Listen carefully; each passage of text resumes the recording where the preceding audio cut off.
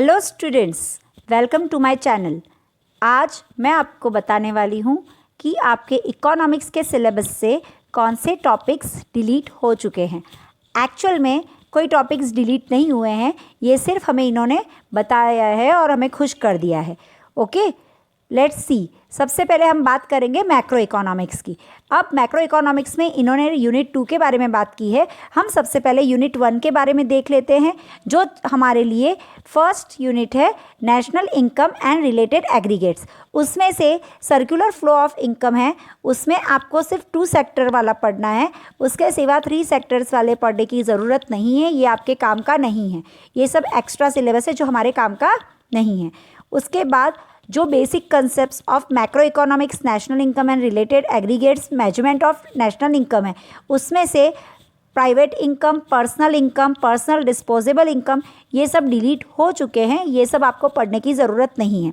That means अगर आप Sandeep Garg refer करते हैं तो जो एक्स्ट्रा पावर बूस्टर में जो दिया हुआ है वो आपको पढ़ने की ज़रूरत नहीं है। अब हम देखते हैं सीबीएसई ने हमारे लिए क्या डिलीट किया है। ये यूनिट 2 मनी एंड बैंकिंग, इसमें इन्होंने control of credit through bank rate, CRR, SLR, repo rate and reverse repo rate, ये सब यहाँ से डिलीट करने के लिए कहा है। लेकिन ये सब हमें जब हम डिटर्मिनेशन ऑफ इनकम यानी एग्रीगेट डिमांड और उसके कंसेप्ट्स, मल्टीप्लायर, ये सब पढ़ेंगे तो ये हमें पढ़ना ही पड़ेगा।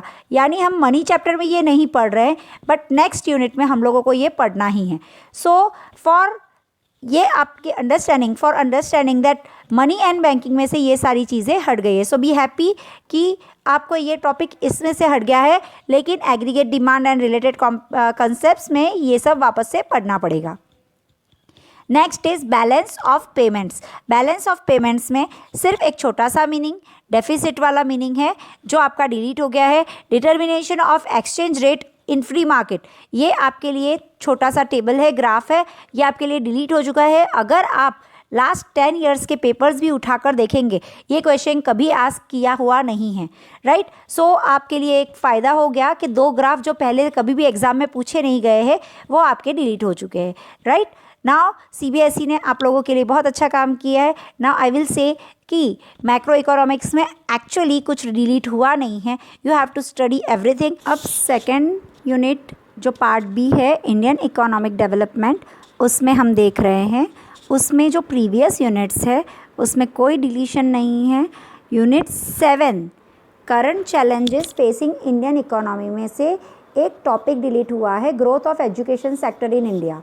ये हमारे लिए 2 to 3 पेजेस का टॉपिक है जो एनसीईआरटी में है, और उतना ही हमारा डिलीट हुआ है, पूरा चैप्टर डिलीट नहीं हुआ है।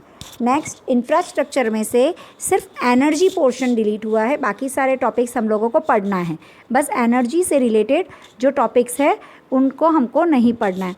That means as a summary of this chapter, macro economics and Indian economic development, जो 30% पोर्शन डिलीट हुआ है वो वन और दी अदर चैप्टर में हम लोगों को किसी न किसी तरीके से पढ़ना ही है। इट डजेंट मैटर अगर हम थोड़ा सा एक्स्ट्रा पढ़ लेते हैं, हमारे लिए ये इम्पॉर्टेंट है कि हमारी कंसेप्ट्स, हमारी building power of education properly हो, राइट। तो एजुकेशन वाइज अगर देखा जाए तो सीबीएसई ने हम लोगों के लिए ज़्यादा डिलीट नहीं किया है।